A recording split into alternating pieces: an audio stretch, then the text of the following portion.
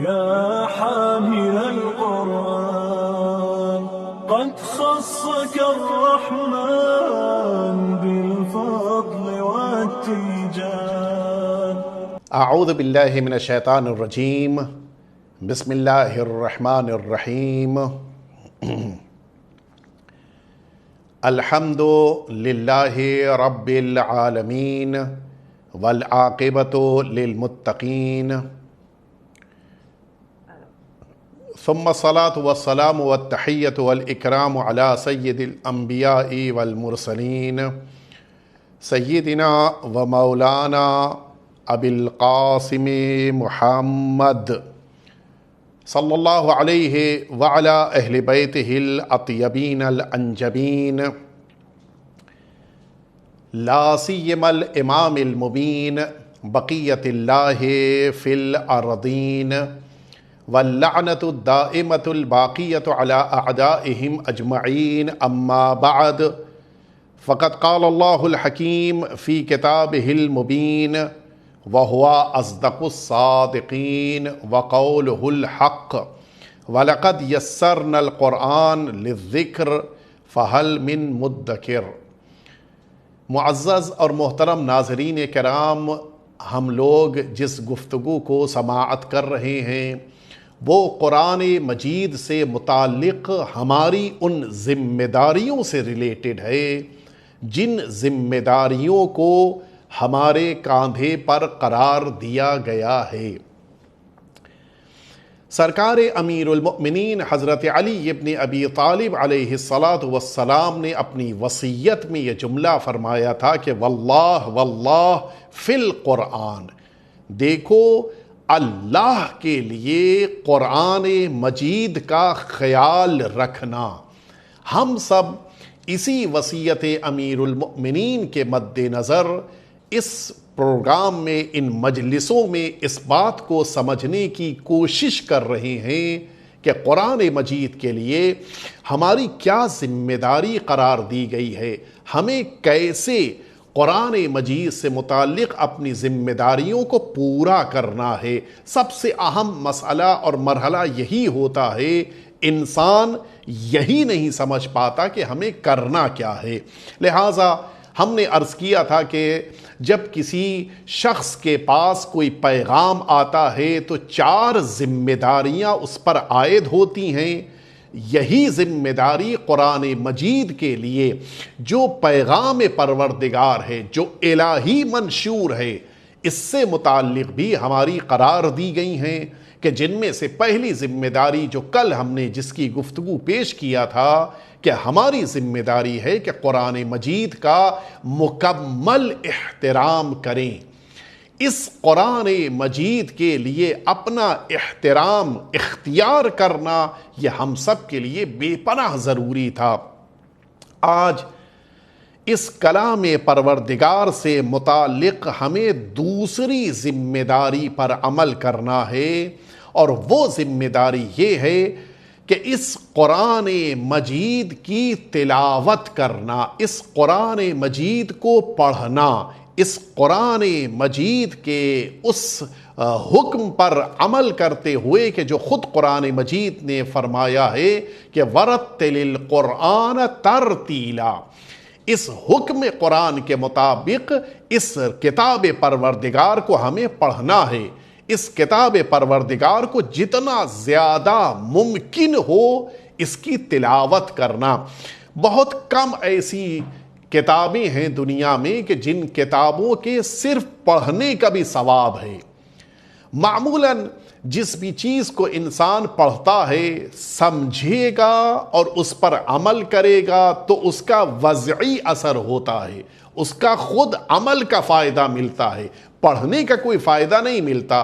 لیکن یہ کلام پروردگار ہے جس کی خاصیت یہ ہے کہ صرف اگر پڑھا جائے تب بھی پروردگار اس کلام کے پڑھنے کا نہ صرف یہ کہ اثر ثواب کی شکل میں دیتا ہے بلکہ متعدد فائدے بھی اس پر مترتب ہوتے ہیں، اور اسی لیے ہمارے وہاں شدت سے یہ تاکید وارد ہوئی ہے کہ اس قرآن مجید کی تلاوت کی جائے۔ میں عرض کروں حضور ختمی مرتبت حضرت محمد مصطفیٰ صلی اللہ علیہ وآلہ وسلم نے ارشاد فرمایا ہے کہ نوروا بیوتکم بتلاوت القرآن، اپنے گھروں کو روشنی دو، اپنے گھروں کو نور دو۔ کیسے نور دیا جائے؟ ہمارے وہاں جب شام کو سورج ڈوب جاتا ہے تو ہر گھر میں تقریباً انسان بڑھتا ہے سوئچ بورڈ کی طرف اور سوئچ آن کر دیتا ہے، پورے گھر میں روشنی دوڑ جاتی ہے۔ کہ نہیں، یہ کتنی بھی روشنی تم اپنے گھر میں پھیلاؤ، تمہارے گھر کا کوئی نہ کوئی حصہ ایسا ضرور ہوگا کہ جو تاریکی میں ہوگا۔ مثال کے طور پر کسی کے گھر میں اگر 5 کمرے ہیں، اگر آپ نے سوئچ بورڈ کے اوپر سوئچ آن کر دیا تو 1 کمرہ روشن، 4 کمروں میں اندھیرا، 2 کمرے روشن کر دیے تو 3 کمرے پھر بھی ابھی اندھیرے میں ہیں، 5 کے 5 کمروں میں اگر آپ نے بلب جلا دیا پھر بھی آپ کا پورا گھر روشن نہیں ہے۔ اس لیے کہ جہاں ٹیبل رکھی ہے ٹیبل کے نیچے اندھیرا ہے، کبارڈ یا جس کو الماری کہیے، المیرا کہیے، اس کے پیچھے اندھیرا ہے۔ کہیں نہ کہیں گھر میں اندھیرا ضرور ہوتا ہے۔ پورا گھر پر نور تب ہوتا ہے جب انسان اپنے گھر میں قرآن کی تلاوت کرتا ہے۔ البتہ یہ بات میں عرض کر دوں کہ قرآن مجید کے پڑھنے کے بعد جو گھر میں روشنی اور نور آئے، وہ نور وضعی نور نہیں ہے کہ جو ہماری آنکھوں سے دکھائی دے گا، بلکہ یہ ہمارے گھر کا وہ نور ہوگا کہ جس نور کی بنا پہ برکتیں آئیں گی، جس نور کی بنا پہ گھر میں اللہ کی رحمتیں آئیں گی۔ فرمایا وَلَا تَتَّخِذُوهَا قُبُورًا، اپنے گھروں کو قبر نہ بناؤ۔ اپنے گھروں میں ایسا نہ ہو کہ سناٹا چھایا ہوا ہے، بچے بات کر رہے ہیں، بڑے گفتگو کر رہے ہیں، بھائی بھائی سے بات کر رہا ہے، شوہر زوجہ میں گفتگو ہو رہی ہے، باپ بیٹے بات کر رہے ہیں، اس کے باوجود وہ گھر قبر ہے، وہ گھر سناٹے میں ہے، خاموشی میں ہے۔ کب اس کا سناٹا ختم ہوگا؟ کب اس گھر سے آواز بلند ہوگی؟ فرمایا جب اس گھر میں قرآن مجید کی تلاوت ہوگی۔ فرمایا وَلَا تَتَّخِذُوهَا قُبُورًا كَمَا فَعَلَتِ الْيَهُودُ وَالنَّصَارَى، کہ جس طرح سے ان 2 قوموں نے اپنے گھروں کو عبادتوں سے دور رکھا، صلوا فی الکنائس والبیع، ان لوگوں نے اپنی عبادتوں کو جا کر ان جگہوں پر انجام دیا کہ جہاں پر عبادت ہوتی ہے، بس اپنے گھروں میں کوئی عبادت نہیں ہے۔ وَعَطَّلُوا بُيُوتَهُمْ، نتیجے میں انہوں نے اپنے اپنے گھروں کو تعطیل کر دیا، یعنی گویا بند ہیں، ان کے گھروں میں کچھ نہیں ہو رہا ہے، عبادت پروردگار نہیں ہو رہی ہے۔ فرمایا اس طرح سے اپنے گھروں کو قرار نہ دو، بلکہ رسالت مآب فرما رہے ہیں کہ اپنے گھروں کو روشنی دو قرآن مجید کی تلاوت کے ذریعے سے۔ اپنے گھروں میں رسالت مآب فرما رہے ہیں آواز پیدا کرو، اپنے گھروں میں ایک دوسرے سے گفتگو کرو، کس طرح سے؟ تلاوت کلام پروردگار کے ذریعے، ورنہ تمہارے گھر سے اٹھنے والی آوازوں کے باوجود تمہارا گھر قبر شمار کیا جائے گا۔ لہٰذا ہم سب کو بھی اس قرآن مجید کی تلاوت کو اپنی زندگی میں اختیار کرنا چاہیے۔ فرماتے ہیں ہمارے اور آپ کے 5ویں امام محمد باقر علیہ السلام کے انما شیعۃ علی، امیر المؤمنین کے شیعہ کی نشانی کیا ہے؟ کثیرۃ تلاوتہم للقرآن، یہ لوگ قرآن مجید کی بہت زیادہ تلاوت کرتے ہیں۔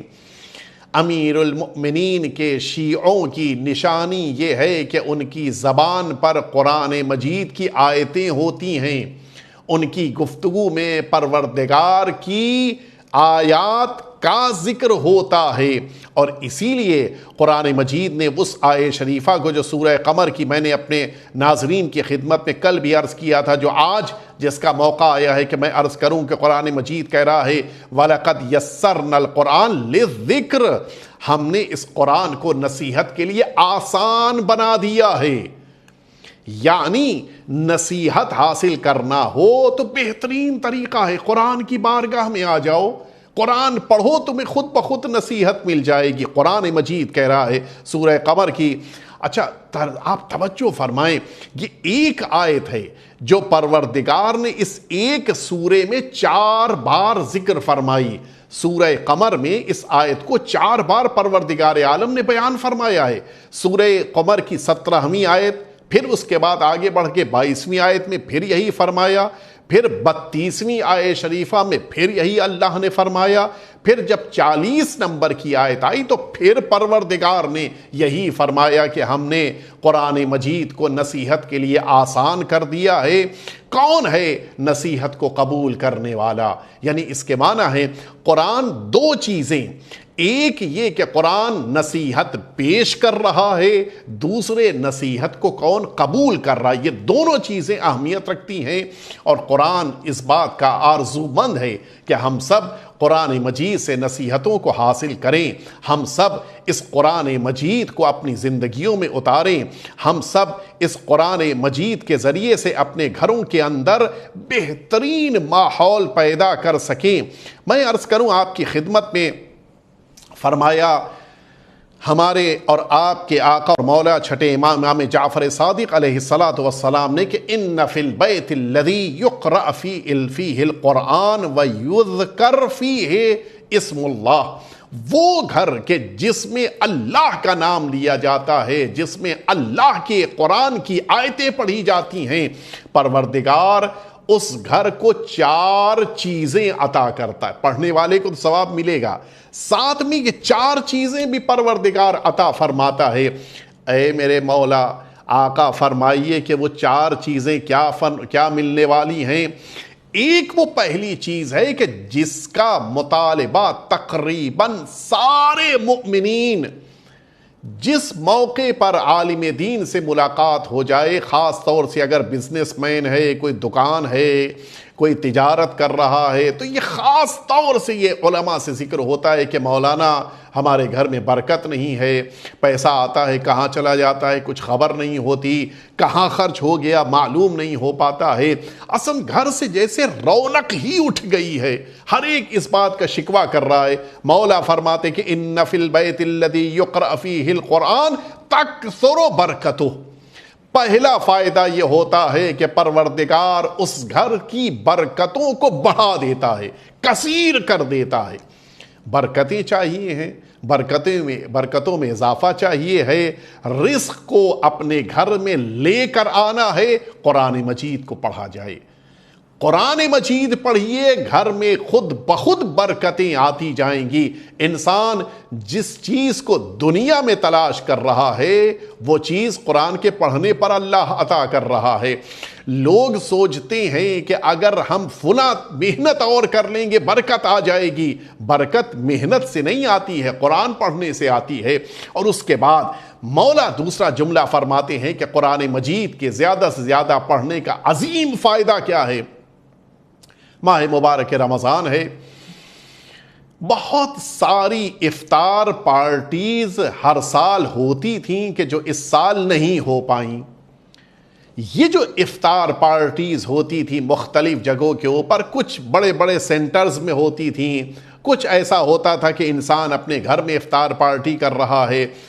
کوشش یہ کرتا تھا ہر انسان، خاص طور سے جو ذرا بھی پولیٹیشین ہیں، ان کا مزاج یہ ہوتا ہے کہ ایسی ہم افطار پارٹی رکھیں کہ جس میں بڑے بڑے پولیٹیشینز آ جائیں، کوئی منسٹر آ جائے، سی ایم آ جائیں، پی ایم آ جائیں، پریزیڈنٹ آف انڈیا، ہر ایک یہ کوشش کرتا ہے۔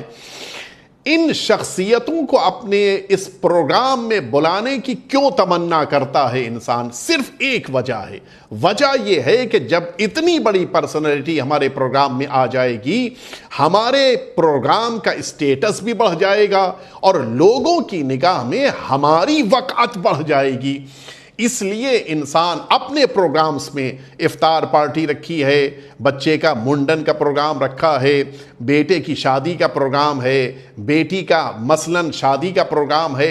انسان بڑی بڑی شخصیتوں کو کیوں بلاتا ہے؟ تاکہ اس کی شخصیت بن جائے، اس کی شخصیت بڑی ہو جائے، اس کی پرسنالٹی کو لوگ اہمیت وقت کی نظر سے دیکھنے لگ جائیں۔ لیکن اگر سوچیں ایک چھوٹا سا کام ہم کریں کہ جس کی بنا پر وہ ہمارے گھر آ جائیں جو معصوم ہیں، جو اللہ کی نگاہ میں بے گناہ ہیں، جن کے وہاں خطا کی گنجائش نہیں ہے، اگر یہ ملائکہ ہمارے گھر آ جائیں، آپ سوچیں انسان کے گھر کی وقت کتنی بڑھ جائے گی، انسان کے گھر کی عظمت کتنی زیادہ ہو جائے گی۔ اچھا، اگر کسی بڑی شخصیت کو ہم نے اپنے گھر بلایا تو دنیا والوں کی نگاہ میں ہماری وقت بڑھے گی، لیکن اگر ملائکہ کو ہم نے اپنے گھر بلا لیا تو پھر ان لوگوں کے درمیان ہماری وقت بڑھے گی کہ جو اللہ والے ہیں، جو اللہ کے مقدس بندے ہیں۔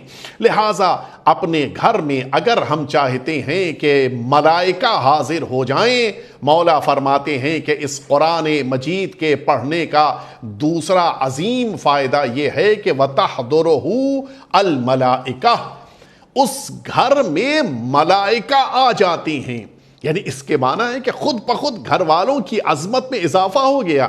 اور اس کے بعد سب سے بڑی مشکل کہ جس سے انسان نجات پانے کی کوشش میں سرگرداں ہے، تیسرا فائدہ، نجات پانے کے لیے کوشاں ہے۔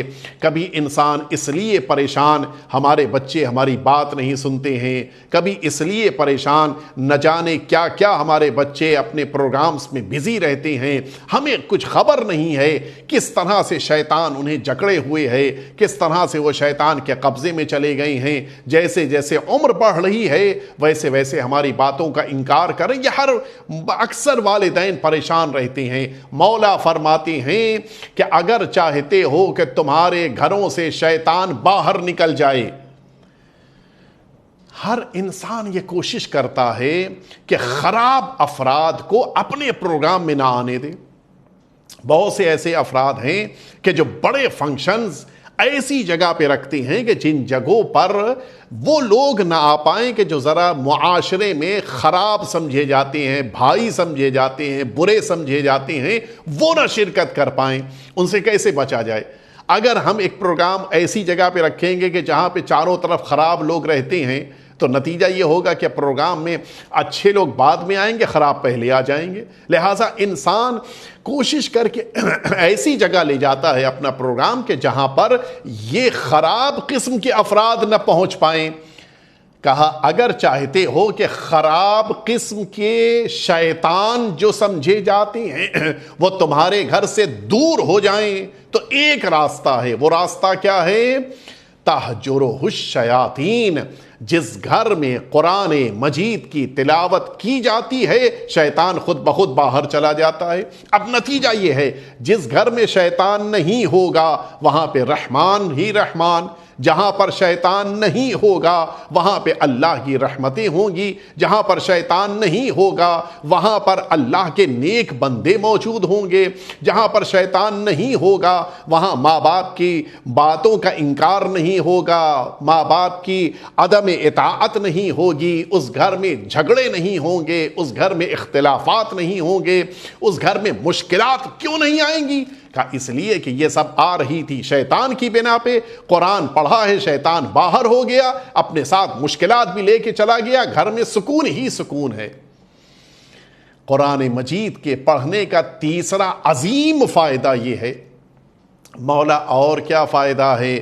مولا فرماتے ہیں وَيُضِيءُ لِأَهْلِ السَّمَاءِ كَمَا يُضِيءُ الْكَوَاكِبُ الدُّرِّ لِأَهْلِ الْأَرْضِ، ٹھیک اسی طرح جس طرح سے آسمان پر ستارے زمین والوں کے لیے چمکتے ہیں، وہ گھر کے جس میں قرآن پڑھا جاتا ہے وہ گھر آسمان والوں کے لیے چمکنے لگتا ہے۔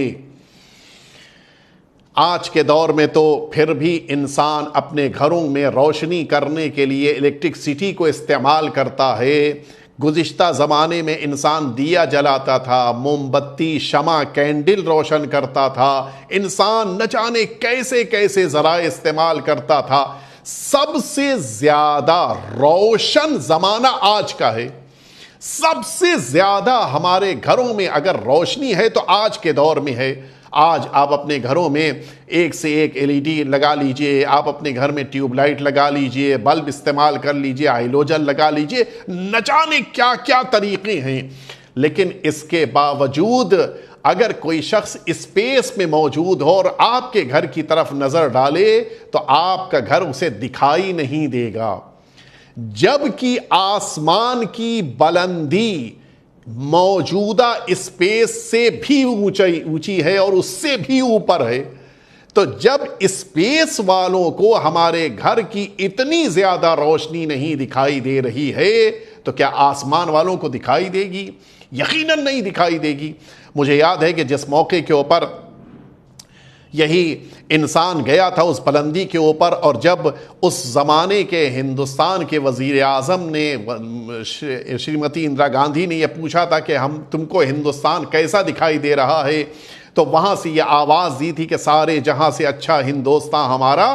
وہاں سے صرف ہندوستان کا نقشہ پتہ چل رہا تھا، کوئی گھر نہیں دکھائی دے رہا تھا، کوئی زمین کا حصہ نہیں دکھائی دے رہا تھا، کوئی گھر کا کوئی باہری حصہ، اندرونی حصہ، نہ بلڈنگ دکھائی دے رہی ہے، نہ سڑک دکھائی دے رہی ہے، نہ گاڑی دکھائی دے رہی ہے، نہ انسان، کچھ بھی نہیں دکھائی دے رہا ہے۔ آسمان تو اس سے بھی اونچائی پر ہے۔ کیا انسان آسمان پر موجود ہو کر زمین کے اس گھر کو پر نور اور روشن دیکھ سکتا ہے؟ کہ دنیا کی کوئی روشنی اتنی طاقتور نہیں ہے کہ اس بلندی پر اس گھر کو چمکتا ہوا دکھائی دے۔ صرف ایک راستہ ہے، وہ راستہ کیا ہے؟ زمین پر اگر اپنے گھروں کو اس طرح سے پر نور کر لو کہ آسمان والے تمہیں دیکھنے لگ جائیں، کا طریقہ یہ ہے کہ اپنے گھر میں قرآن مجید کی تلاوت کرو۔ ان فی البیت الذی یقرأ فیہ القرآن یضیء لأہل السماء کما یضیء الکواکب لأہل الارض۔ جس طرح سے زمین والوں کے لیے ستارے چمکتے ہیں، اسی طرح سے آسمان والوں کے لیے وہ گھر چمکنے لگتا ہے جس میں قرآن مجید کی تلاوت ہو رہی ہو۔ اچھا، آپ اگر غور کیجئے، ایک عجیب خاصیت ہے، جس موقع کے اوپر آپ اپنے گھر میں زیادہ روشنی کا استعمال کریں تو شاید کچھ بلندی پر جانے والے انسان کو آپ کا گھر چمکتا ہوا دکھائی دے، لیکن جب دوپہر میں سورج کی روشنی پھیل جائے گی تو اس موقع پر تو اس گھر کی روشنی بھی اس گھر کو بلندی پر موجود انسان کو نہیں دکھائی دے گی، اس کو پتہ ہی نہیں چلے گا۔ لیکن جس گھر میں قرآن مجید کی تلاوت ہوتی ہے وہ گھر آسمان والوں کے لیے تب بھی چمک رہا ہوتا ہے جب سورج نصف نہار کی بلندی پر ہوتا ہے۔ انسان لاکھ روشنی ہو، چاہے اپنے گھر کو پر نور کر لے، اور ایک طریقہ ہے، وہ طریقہ یہ ہے اپنے گھروں کو تلاوت کلام پروردگار کے ذریعے سے منور کر لے۔ اور اس کے بعد فرمایا وَإِنَّ الْبَيْتَ الَّذِي لَا يُقْرَأَ فِيهِ الْقُرْآنُ وَلَا يُذْكَرْ فِيهِ اسم اللہ تعالی، جس گھر میں اللہ کا نام نہیں لیا جاتا، جس گھر میں قرآن مجید کی نہیں تلاوت ہوتی، نقصان کیا ہوتا ہے؟ پہلا نقصان، وہ جو ساری دنیا شکوہ کر رہی ہے کہ گھر میں برکت نہیں ہے، کہ برکت اسی لیے نہیں ہے کہ انسان نے اپنے گھر میں تلاوت کلام پروردگار کو چھوڑ دیا ہے۔ دوسرا اور تیسرا نقصان، وہی جو اوپر فائدہ ہوا تھا وہ نقصان بن کے سامنے آ گیا۔ اوپر فائدہ یہ ہوا تھا کہ قرآن کے پڑھنے کی بنا پہ شیطان باہر نکل گیا تھا، رحمان کے بندے یعنی ملائکہ گھر میں آ گئے تھے۔ قرآن نہ پڑھنے کی بنا پہ شیطان اندر آ گیا، ملائکہ باہر چلے گئے۔ پھر اگر انسان چاہتا ہے کہ ملائکہ کو اندر بلا کے شیطان کو باہر کر دے، بہت سے ایسے انسان دنیا میں ہیں کہ جنہوں نے اپنے نابکار اور خراب بیٹے کو صرف اس لیے گھر سے نکال دیا کہ اب تم میرے گھر میں رہنے کے لائق نہیں ہو، تمہارے کام میرے کام سے ٹیلی نہیں کرتے، تمہارا مزاج میرے مزاج کے مطابق نہیں ہے، تم جو سوچتے ہو وہ میری فکر کے مطابق نہیں ہے۔ خدا نخواستہ وہ نشہ کرتا ہے، خدا نخواستہ وہ بگڑ گیا ہے، خدا نخواستہ غلط سنگت میں بیٹھتا ہے۔ باپ اپنے ہی بیٹے کو گھر سے باہر نکال رہا ہے، کیوں؟ اس لیے کہ وہ خراب بیٹا ہے۔ لیکن آپ ذرا سوچیں، ہم نشہ کرنے والے بیٹے کے لیے تو گھر سے اس کو نکال دینے پر تیار ہیں، لیکن وہ شیطان جو اس نشے کا سبب بنا، جو جھگڑے کا سبب بنا، جو اختلافات کی جڑ ہے، جو لوگوں کو بھٹکا رہا ہے، جو اللہ سے دور کرنے والا ہے، اس شیطان کو ہم گھر میں بلا لیں، یہ تو نامناسب بات ہے۔ لہٰذا اگر ہم برے بیٹے کو گھر میں رکھنے پر تیار نہیں ہیں تو پھر شیطان کو بھی اپنے گھر سے باہر نکالنا ہوگا، اسے بھی گھر میں رکھنے پر تیار نہ ہو کہ بس ایک راستہ ہے شیطان کو باہر نکال کے ملائکہ کو گھر میں لانے کا، ایک راستہ ہے۔ وہ راستہ کیا ہے کہ قرآن مجید کی تلاوت کرنا۔ قرآن مجید کی تلاوت جب انسان کرتا ہے تو پھر اس کے گھر میں برکتیں ہی برکتیں آتی ہیں۔ فرمایا من قرأ، یہ روایت آپ توجہ فرمائیں، فرمایا کہ من قرأ حرفا من کتاب اللہ تعالی فلہ حسنہ والحسنہ بعشر امثالہا۔ فرمایا جو ایک حرف قرآن مجید کا، ایک الفابیٹ قرآن مجید کا پڑھتا ہے، اسے پروردگار حسنہ عطا کرتا ہے۔ اور یہ حسنہ کیا ہے؟ فرمایا 10 نیکیاں، 10 برابر نیکیاں ہیں جنہیں پروردگار عطا کرتا ہے۔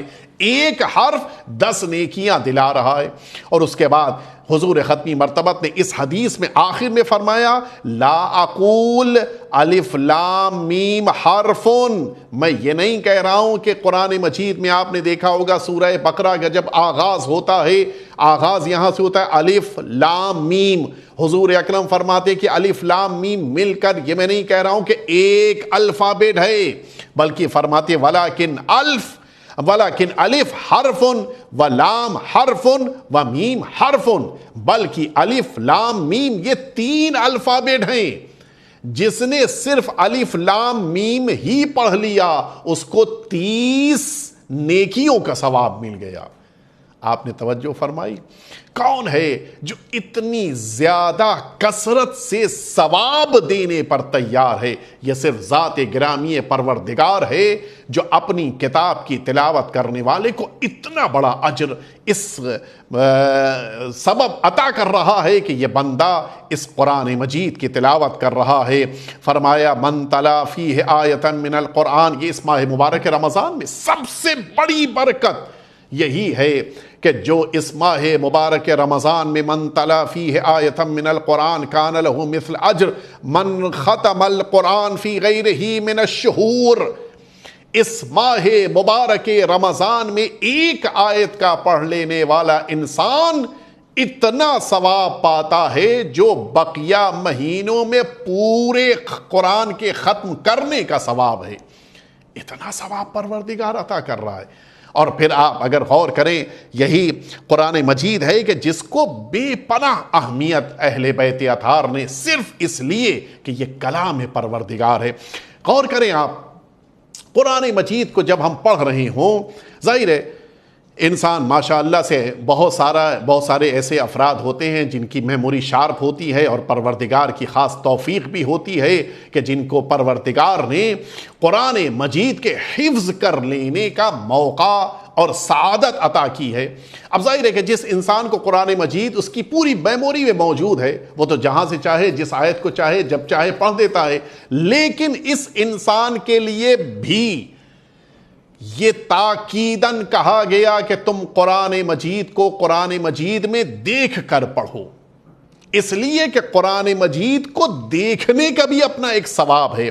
فرمایا، راوی ہے اسحاق بن عمار، آئے جعلت فداک، آئے چھٹے امام کی خدمت میں، مولا میں آپ پر نثار ہو جاؤں، انی احفظ القرآن علی ظہر قلبی، پوری طرح سے مجھے قرآن یاد ہے، پورا قرآن میرے سینے میں موجود ہے، فاقرأہ من ظہر قلبی، میں اسے اپنی میموری سے پورا پڑھتا ہوں، او انظر فی المصحف، یا میں میموری سے پڑھوں یا پھر قرآن مجید میں دیکھ کر پڑھوں۔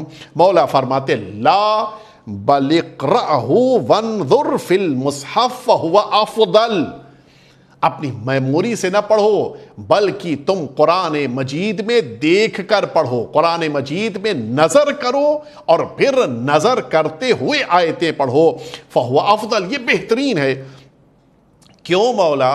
مجھے تو یاد ہے، کیا ضرورت ہے کہ میں قرآن مجید کو اٹھا کر اپنی نگاہوں کے سامنے قرار دوں؟ سورہ الحمد مجھے یاد ہے، میں سورہ الحمد کو کیوں قرآن مجید میں دیکھ کر پڑھوں؟ سورہ قل هو اللہ احد مجھے یاد ہے، میں کیوں سورہ قل هو اللہ احد کو قرآن مجید میں دیکھ کر پڑھوں؟ مجھے تو مثال کے طور پر سورہ انا انزلنا یاد ہے، کیوں میں قرآن مجید میں دیکھ کر پڑھوں؟ مولا فرماتے کہ اما علمت ان النظر فی المصحف عبادہ، کیا یہ نہیں جانتے کہ قرآن مجید کو دیکھنا بھی عبادت ہے؟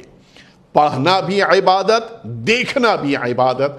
اگر انسان میموری سے پڑھے گا صرف قرآن کے پڑھنے کا ثواب ہے، لیکن اگر دیکھ کر پڑھے گا تو پڑھنے کا بھی ثواب، قرآن مجید کی زیارت کرنے کا بھی ثواب۔ اللہ اکبر!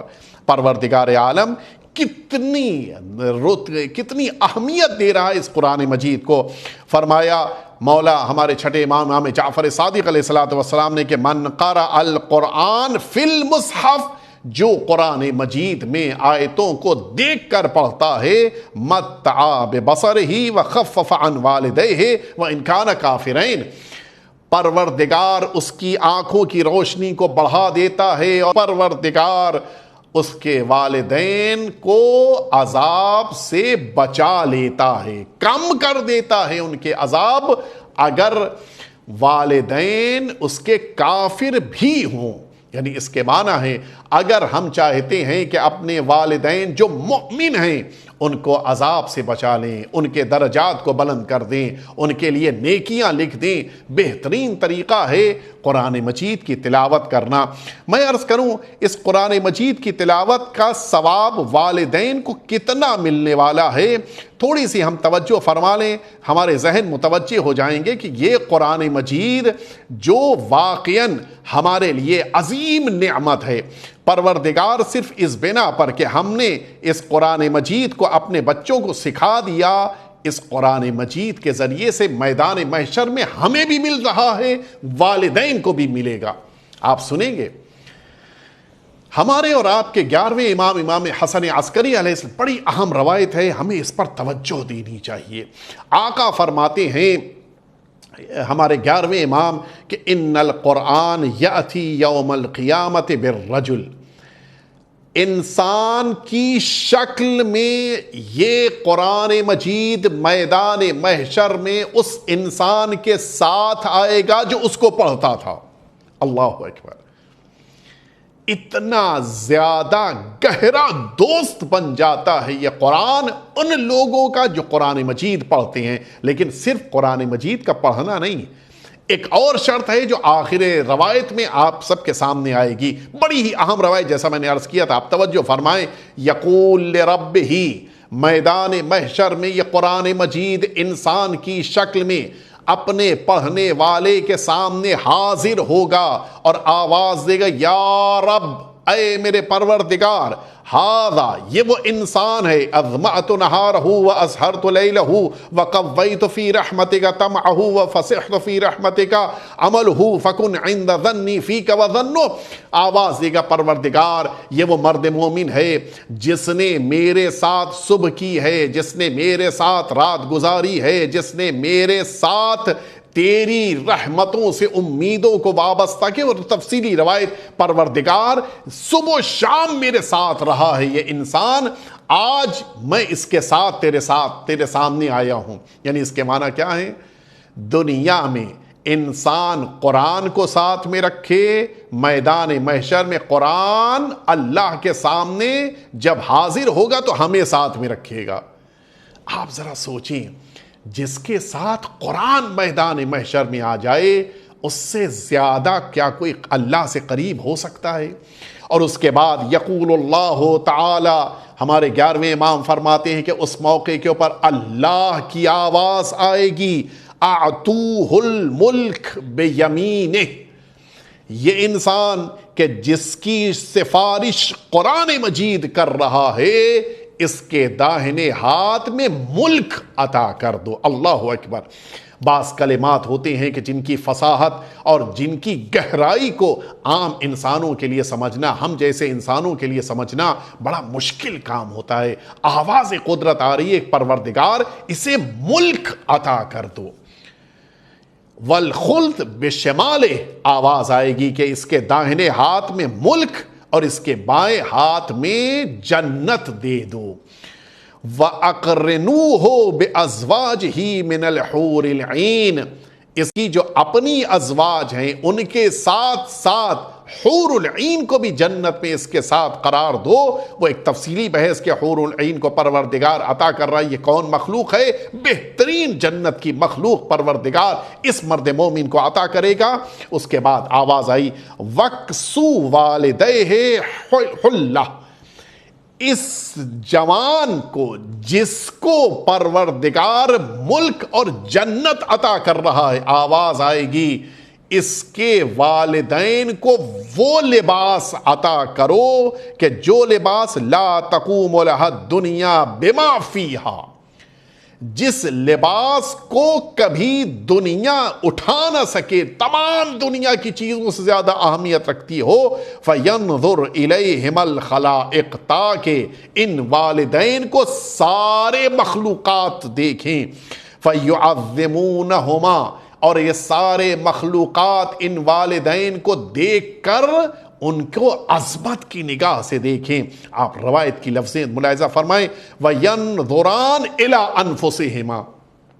اچھا، ہر شخص تو اپنے بارے میں بخوبی جانتا ہے، میدان محشر میں یہ والدین کبھی اپنے اس لباس کو دیکھ رہے ہیں کہ جو اتنا قیمتی ہے کہ ساری دنیا دیکھ رہی ہے، اور کبھی یہ سوچ رہے ہیں کہ مجھے یہ کیسے مل گیا، میں نے کیا کیا تھا، میرا کون سا ایسا کام تھا۔ وَيَنْظُرَانِ إِلَىٰ أَنفُسِهِمَا، یہ ماں باپ اپنے خود اپنے نفس کے بارے میں غور کریں گے۔ فَيُعْجِبَانْ مِنْهُمَا، تعجب کر رہے ہم نے کیا کیا تھا جو ہمیں مل گیا، ہماری کون سی ایسی خاص بات تھی۔ کبھی کبھی ہوتا ہے انسان کوئی بڑا انعام مل جائے تو اب سوچنے پر غور کرنے پہ مجبور ہو جاتا ہے کہ میں نے کیا کیا تھا، مجھے کیوں اتنی اچھی چیز مل گئی۔ فَيُعْجِبَانْ مِنْهُمَا، یہ دونوں تعجب میں پڑ جائیں گے۔ فَيَقُولَانِ، پھر اچانک یہ دونوں آواز دیں گے، یا ربنا، اے میرے پروردگار، اَنَّا لَنَا هَٰذِهِ، یہ ہم کو اتنا قیمتی لباس ملا کیوں، آخر ہوا کیا تھا، کیوں مل گیا۔ وَلَمْ يَبْلُغْهَا أَعْمَالُنَا، جب کہ اتنا قیمتی لباس جو ہمیں ملا ہے، اس قیمتی لباس کو تو ہمارے خود کے اعمال بھی نہیں دلا سکتے تھے، ہمارے اعمال ایسے اچھے نہیں تھے کہ ہمیں اتنا قیمتی لباس مل جائے۔ فَيَقُولُ اللَّهُ عَزَّ وَجَلَّ، اب ظاہر ہے کہ یہ لوگ پریشان ہیں کہ اتنا اچھا، اتنا قیمتی تحفہ، اتنا عظیم تحفہ ملا کیسے۔ فَيَقُولُ اللَّهُ عَزَّ وَجَلَّ، اس موقع کے اوپر ہمارے 11ویں امام فرماتے ہیں کہ پھر اللہ کی آواز آئے گی، وَمَعَ هَذَا تَاجُ الْكَرَامَةِ، یہ تو بیچارے اس لباس کو لے کر ہی فکر میں ڈوبے ہوئے تھے کہ یہ لباس کہاں سے ملا۔ اچانک اللہ کی آواز آتی ہے کہ ان کے سروں کے اوپر کرامت کا تاج بھی رکھ دیا جائے۔ اب آپ ذرا سوچیں کہ ان والدین کا اس موقع پر کیا میدان محشر میں حال ہوگا کہ خدارا اب یہ اور اضافہ، یہ ہوا کیا۔ کتنے خوش نصیب ہیں والدین جو اس ایک عمل کے ذریعے اپنی آخرت کو سنوار رہے ہیں۔ آج ہمارے اور آپ کے پاس موقع ہے، اپنے بچوں کے لیے اس کام کو انجام دیں۔ میدان محشر میں ہمارے سروں پہ کرامت کا تاج ہوگا، ہمارے جسم پر وہ لباس ہوگا کہ جس لباس کو دیکھ کر دنیا حیرت میں ہوگی۔ اس کے بعد آواز آتی ہے وَمَعَ هَٰذَا، اس کے ساتھ ساتھ تاج الکرامہ، ان کے سروں کے اوپر کرامت کا تاج رکھ دیا جائے۔ لم یر مثلہ الراؤون، جس کو آج تک نظر کرنے والوں نے کبھی نہ دیکھا ہو۔ ولم یسمع بمثلہ السامعون، اور آج تک کسی سننے والے کے کان نے ایسی بات نہ سنی ہو۔ ولا یتفکر فی مثلہ المتفکرون، اور فکر کرنے والوں نے آج تک ایسے تاج کے بارے میں سوچا بھی نہ ہو۔ فیقال، اور پھر وہیں پر یہ بھی بات کہی جائے گی، آواز آئے گی کہ ھذا بتعلیمکما، کیوں یہ سب اتنا بہترین لباس، اتنا بہترین تاج کیوں مل رہا ہے والدین کو؟ اب سنیں والدین، یہاں سے اس ذمہ داری کا تذکرہ کہ جس کی بنا پر میدان محشر میں اتنی عظمت مل رہی ہے۔ آواز آئے گی ھذا بتعلیمکما ولدکما القرآن، یہ اس بنا پر ہے کہ تم والدین نے اپنے بچوں کو قرآن سکھایا تھا۔ آپ نے غور فرمایا، اگر آج والدین اپنے بچوں کو قرآن سکھا رہے ہیں، میدان محشر میں کیا کیا انہیں مل رہا ہے۔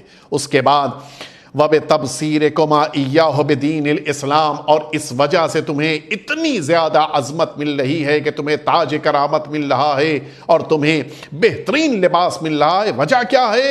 اس لیے کہ تم سب نے دین اسلام کو اپنے بچوں کو سکھایا تھا۔ یعنی اس کے معنی ہے والدین اگر اپنے بچوں کو قرآن اور اسلام سکھاتے ہیں، میدان محشر میں سرخرو ہو جاتے ہیں۔ اور یہیں پر بات رہ جائے گی کہ نہیں، اور بھی آگے ہے وَبِرِيَاضَتِكُمَا إِيَّاهُ عَلَى حُبِّ مُحَمَّدٍ رَسُولِ اللَّهِ وَعَلِيٍّ وَلِيِّ اللَّهِ صلوات اللہ علیہما۔ اور اس بنا پر پروردگار نے تاج کرامت اور بہترین لباس میدان محشر میں والدین کو دیا کہ پہلی چیز انہوں نے اپنے بچوں کو قرآن سکھایا، دوسری چیز انہوں نے اپنے بچوں کو دین اسلام سکھایا، تیسری چیز انہوں نے اپنے بچوں کو رسالت مآب اور امیر المؤمنین کی محبت عطا کی ہے۔ یہاں پر ایک جملہ عرض کرنا چاہوں گا، وَبِرِّيَاضَتِكُمَا، 11ویں امام فرما رہے ہیں کہ جب اللہ کی آواز آ رہی تھی تو اس بنا پر یہ ساری چیزیں عطا کی جا رہی ہیں کہ تم والدین نے اپنے بچوں کو رسالت مآب اور امیر المؤمنین کی محبت سکھاتے وقت جو محنت کی تھی، جو زحمت کی تھی، اس کے مقابل یہ اجر عطا کیا جا رہا ہے۔ اس کے معنی ہے اولاد کو محبت رسالت مآب اور محبت امیر المؤمنین سکھانے میں اگر والدین کو مشکلات برداشت کرنی پڑیں، سختیاں اٹھانی پڑیں، شدت کا مقابلہ ہو، گھبرانا نہیں چاہیے۔ یہ وقتی مشکل ہے، میدان محشر میں عظیم اجر ملنے والا ہے۔ اس کے بعد وَتَفْقِيقِهِمَا إِيَّاهُ بِفِقْهِهِمَا، اور یہ کہ تم والدین نے اپنے بچوں کو اچھی طرح سے شریعت سکھائی تھی۔ یہ بھی ایک ہماری ذمہ داری ہے، یعنی ہمیں صحیح عقیدہ بھی اپنی اولاد کو دینا ہے، صحیح دین بھی بتانا ہے، صحیح شریعت بھی بتانی ہے، صحیح قرآن بھی سکھانا ہے۔ اگر یہ چاروں چیزیں ہم نے اپنے بچوں کو سکھا لی، آپ یقین جانیے میدان محشر میں ہم اور آپ سب سرخرو ہو جائیں گے۔ لہٰذا آج ہم سب اللہ سے یہ وعدہ کریں، یہ عہد کریں کہ قرآن مجید خود بھی پڑھیں گے اور اپنے بچوں کو بھی قرآن سکھائیں گے، اپنے بچوں کو بھی دین اہل بیت بتائیں گے، اپنے بچوں کے دلوں میں بھی امیر المؤمنین اور رسالت مآب کی محبت کو قرار دیں گے، تاکہ یہ بچے دنیا میں بھی کامیاب رہیں اور آخرت میں بھی کامیاب ہوتے جائیں۔ اور اس روایت کی بنا پہ ہم سب کو کوشش کرنی چاہیے کہ ہم سب جتنا زیادہ اپنی زندگیوں کو نیک بنا سکیں، اس زندگی کو اس قرآن مجید کے ذریعے سے نیک بناتے چلے جائیں۔ اور آپ یقین جانیں اگر ہم نے اپنے بچوں کو یہ قرآن مجید سکھایا تو اس سے بہتر کوئی چیز نہیں ہو سکتی۔ آپ نے تاریخ میں ایک نام سنا ہوگا، عبداللہ بن مسعود۔ یہ وہ شخصیت ہیں کہ جو رسالت مآب کے محترم اور معتبر صحابی ہیں۔ نہ صرف یہ کہ رسالت مآب بلکہ اہل بیت اطہار سے بھی ان کو بڑی عقیدت تھی، اور بعد پیغمبر بھی یہ سرکار امیر المؤمنین سے وابستہ رہے، اور امیر المؤمنین سے اس طرح سے وابستہ رہے کہ انہوں نے کبھی باطل کے سامنے سر تسلیم کو خم نہیں کیا۔ ظاہر ہے کہ جو امیر المؤمنین کے ساتھ ہے وہ حق کے ساتھ ہے، اور جو حق کے ساتھ ہے ہمیشہ باطل اس کے مقابل رہتا ہے۔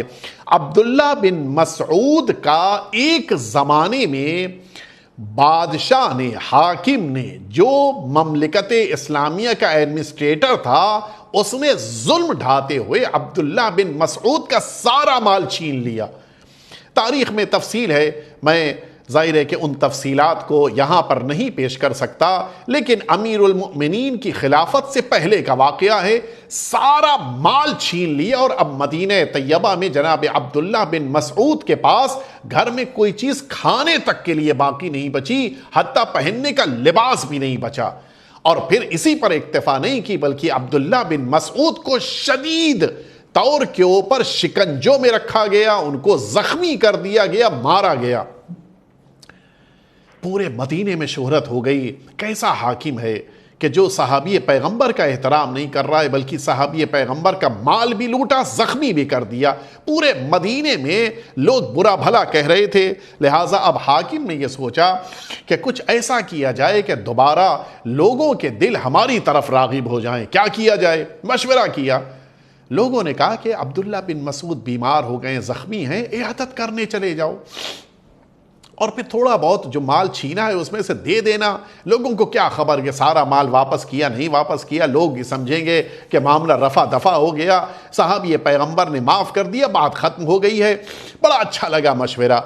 یہ آئے عبداللہ بن مسعود کے پاس آئے اور آنے کے بعد عیادت کی۔ ہمیں شرمندگی ہے، تم زخمی ہو، تمہارے لیے ہم ایک طبیب کو بلا دیتے ہیں جو تمہارا علاج کر دے۔ عبداللہ بن مسعود نے کہا نہیں، اب مجھے کسی طبیب کی ضرورت نہیں ہے، میں اب حقیقی طبیب یعنی ذات پروردگار کے پاس جا رہا ہوں۔ انسان کو ڈرنا چاہیے اللہ سے۔ جب مظلوم یہ جملہ کہے کہ میں اللہ کے پاس فریاد لے کے جا رہا ہوں، تو اب انسان کو سمجھ لینا چاہیے کہ اللہ کی ناراضگی اور اللہ کا عذاب آنے والا ہے۔ حاکم نے کہا میں چاہتا ہوں کہ تم راضی ہو جاؤ، لہٰذا میں تمہارا وہ مال جو تم سے چھینا تو تمہیں واپس کرنے آیا ہوں۔ عبداللہ بن مسعود نے کہا کہ دیکھو یہ تو بڑی عجیب بات ہے، کل جب تک میں صحت مند تھا، مال کی ضرورت تھی، تم نے مجھ سے مال چھین لیا۔ آج جب میں دنیا سے جا رہا ہوں، اب مال کی مجھے ضرورت نہیں ہے، تم مجھے مال واپس کر رہے ہو۔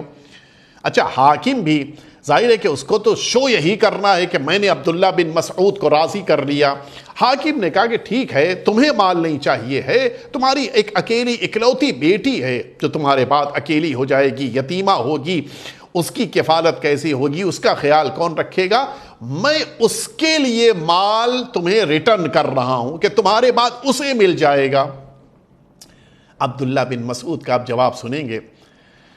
جب انسان حق سے وابستہ ہو جاتا ہے تو پھر دنیا کی لالچ بھی ختم ہو جاتی ہے اور پھر کسی ظالم کا احسان لینا گوارا نہیں کرتا۔ عبداللہ بن مسعود نے کہا کہ مجھے بھی مال نہیں چاہیے اور میری بیٹی کو بھی مال نہیں چاہیے۔ کیوں؟ کیا تم نہیں چاہتے کہ تمہارے بعد تمہاری بیٹی آسودہ خاطر رہے؟ کیا تم نہیں چاہتے کہ تمہارے بعد تمہاری بیٹی آرام سے رہے؟ کہا نہیں، یہ وجہ نہیں ہے، بلکہ پھر وجہ کیا ہے؟ کہا صرف ایک وجہ ہے، وجہ یہ ہے کہ میں اپنی بیٹی کو ایک ایسا سرمایہ، ایک ایسی دولت دے کر جا رہا ہوں کہ میری بیٹی کبھی زندگی میں فقیر نہیں ہوگی۔ اب تو وہ جو حاکم صاحب تھے ان کے کان کھڑے ہوئے کہ میں نے تو سارا مال چھین لیا تھا، یہ کون سا مال چھپا کے رکھا ہے کہ جو اپنی بیٹی کے لیے چھوڑ کے جا رہے ہیں، اب تو اس مال کو بھی جھپٹنا ہے، اس مال کو بھی اپنے قبضے میں کرنا۔ پوچھا بھی کون سا مال ہے جو تم اپنی بیٹی کے لیے چھوڑ کے جا رہے ہو؟ عبداللہ بن مسعود نے کہا کہ تمہیں خبر نہیں ہے، میں نے اپنی بیٹی کو قرآن مجید کا سورۃ الواقعہ سکھا دیا ہے، اور میں نے اپنے رسول سے یہ بات سنی ہے کہ جس کو سورہ واقعہ پڑھنے کی توفیق مل جائے وہ کبھی زندگی میں فقیر نہیں ہو سکتا۔ لہٰذا میں نے قرآن کا پڑھنا سکھا دیا ہے، اب میں مطمئن ہوں کہ میری بیٹی میرے بعد یکا و تنہا نہیں ہوگی، میرے بعد اس کے پاس مال و دولت ثروت ہوگی۔ اس کے معنی ہے جس کے پاس قرآن ہوتا ہے وہ کبھی فقیر نہیں ہوتا، جس کے پاس قرآن مجید کی تلاوت ہوتی ہے اس کے پاس رزق پروردگار بھی آتا ہے۔ اگر ہم نے قرآن مجید کو اپنی زندگی میں تلاوت کے ذریعے سے اتارا تو آپ یقین جانیں ہم کبھی بھوکے نہیں سو سکتے۔ آپ یقین جانیں اگر واقعاً قرآن مجید کو ہم نے اپنے ساتھ رکھا ہے اور تلاوت کر رہے ہیں، کبھی ایسا نہیں ہو سکتا کہ ہمارے گھر میں کھانے کی کمی ہو جائے۔ ہاں، یہ تبھی ممکن ہے جب ہم قرآن مجید کو چھوڑ دیں۔ ہمیں کبھی یہ قرآن مجید نہیں چھوڑنا ہے۔ بس اپنی بات کو میں نے مکمل کر لیا۔ ہم سب کی ذمہ داریوں میں یہ ذمہ داری ہے کہ اس قرآن مجید کی جو دوسری ذمہ داری ہے، بڑی اہم ذمہ داری، کہ اس قرآن مجید کی تلاوت کو کبھی ترک نہیں کرنا ہے۔ ہمیشہ قرآن مجید کی تلاوت کرنی ہے، جب بھی موقع مل جائے، جتنی دیر کے لیے بھی موقع مل جائے، 2 آیت، 10 آیت، 50 آیت، 100 آیت، ایک، جتنی بھی توفیق مل جائے، ہمیں قرآن مجید کی تلاوت کرتے رہنا ہے۔ اور پھر سرکار سید الشہداء امام حسین صلوات اللہ وسلام علیہ سے محبت رکھنے والا انسان تو قرآن مجید کی تلاوت کو چھوڑ ہی نہیں سکتا ہے، اس لیے کہ سچا عاشق حسین وہ ہوتا ہے کہ جو سختیوں میں ہونے کے باوجود قرآن پڑھتا ہے۔ اور یہ تو ہم نے سرکار سید الشہداء کے لیے منظر دیکھا، دنیا نے امام حسین کے سر اقدس اور جسم مبارک میں جدائی پیدا کر دی، لیکن دنیا امام حسین اور قرآن میں جدائی نہ پیدا کر سکی۔ نیزے کی بلندی پر موجود قرآن ہے،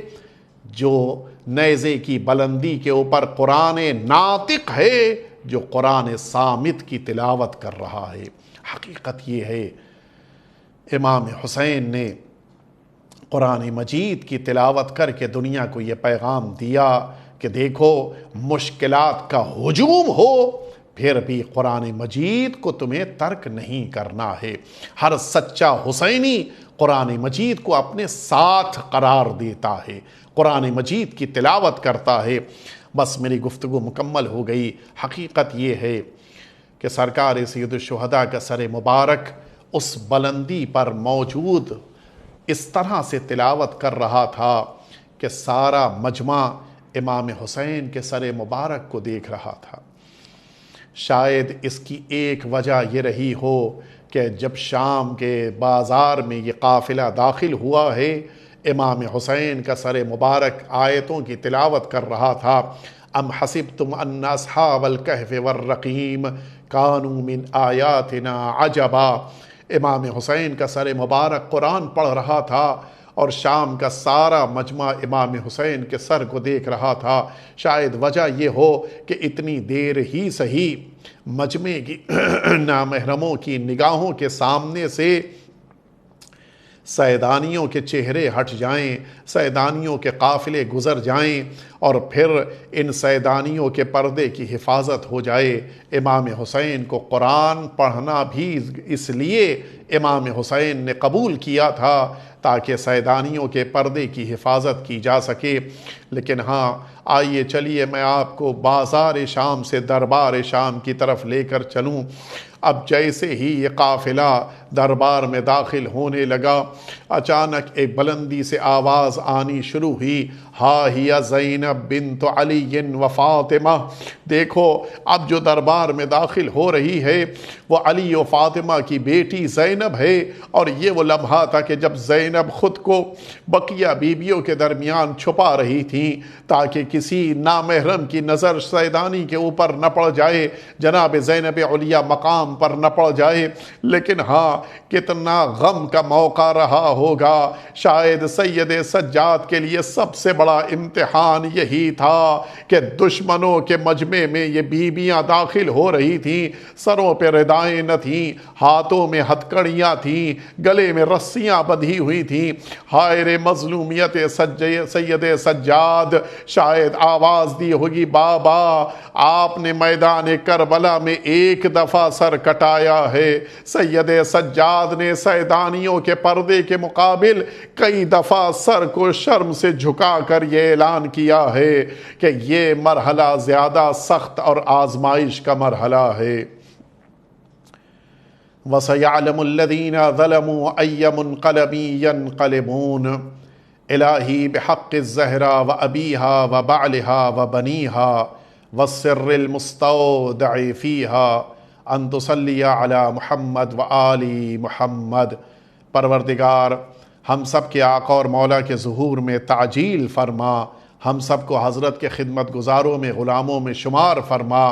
پروردگار اس قرآن مجید کی تلاوت کرنے اور اس قرآن مجید کو ہمیشہ ساتھ رکھنے کی توفیق ہمیں عنایت فرما۔